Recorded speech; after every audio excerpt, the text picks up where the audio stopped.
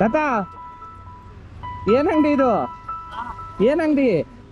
ನೋಡ 50 ವರ್ಷದಿಂದ ಇಲ್ಲೇ ಎಷ್ಟು ವ್ಯಾಪಾರ ಮಾಡ್ತೀರಾ ಡೈಲಿ? ಹೇಳಕ್ಕಾಗಲ್ಲಪ್ಪ. ಆಟೋಗೆ 100 ರೂಪಾಯಿ ಇಲ್ಲಿಂದ ಪಾರ್ವತಿ ಹೋಗ್ಬೇಕು.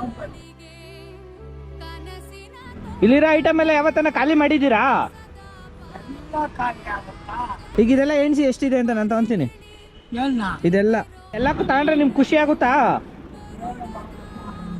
ಇದೆಲ್ಲ ವ್ಯಾಪಾರ ಮಾಡ್ರೆ ಮನೆಗೆ ಹೋಗ್ತೀರಾ? ಹಾ. ತಗೊಳ್ಳಿ, ಲೆಕ್ಕ ಹಾಕಿ ಎಷ್ಟಿದೆ ಅಂತ.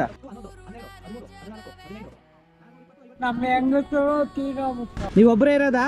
ಹಾ. ಯಾರು ನೋಡ್ಕೊಳ್ಳಲ್ವಾ ನಿಮ್ನ? ಇದೇ ವ್ಯಾಪಾರ ಮಾಡಿ ನೀವು ಜೀವನ ಮಾಡೋದಾ? ಇನ್ನೇನು ಮನೆ ಇಲ್ಲ ಮನೆ ಇಲ್ವಾ? ಮನೆ ಇಲ್ವಲ್ಲ ಮತ್ತೆ ಎಲ್ಲಿ ಮಲ್ಕೊಂತೀರಾ ಅಂತ ಕೇಳಿದ್ಕೆ ತಾತ ಕೊಟ್ಟಂತ ಉತ್ತರ ನನ್ನ ಕಣ್ಣಂಚಲ್ಲಿ ನೀರು ತರಿಸ್ತು. ಮತ್ತೆ ಎಲ್ಲಿ ಮಲ್ಕೊಂತೀರಾ? ಪಾರ್ವತಿಪುರ ಮಾತ್ರ ಅಂಗಡಿ ಐತೆ ನೋಡಿ. ಹಾ ಹಾ. ಅದು ಮಳೆ ಬಂದ್ರೆ ಅದು ಇದು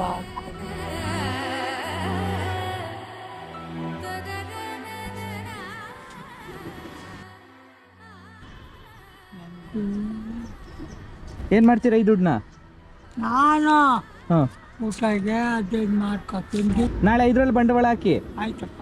ಈ ತಾತನ ಕಷ್ಟಕ್ಕೆ ಮುಂದೆ ನಾನು ತಗೊಳ್ಳೋವಂಥ ಒಂದು ದೊಡ್ಡ ನಿರ್ಧಾರ ನಿಮಗೆ ಅಚ್ಚರಿ ಜೊತೆಗೆ ಸಂತೋಷನೂ ಕೊಡುತ್ತೆ.